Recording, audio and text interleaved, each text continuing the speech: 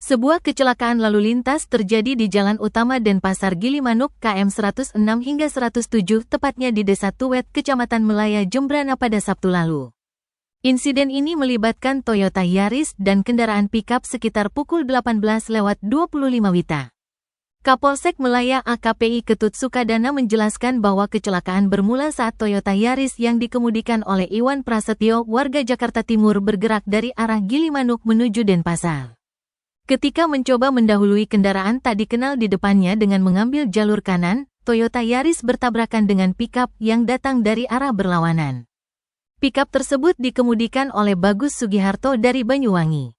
Akibat tabrakan tersebut pikap jatuh dan terguling di selokan di sisi selatan jalan sementara Toyota Yaris terperosok di bahu jalan sebelah kiri dari arah timur. Untungnya, tidak ada korban jiwa dalam kecelakaan ini. Iwan Prasetyo mengalami luka lecet di kaki kanan dan luka robek di lengan serta wajah bagian kanan.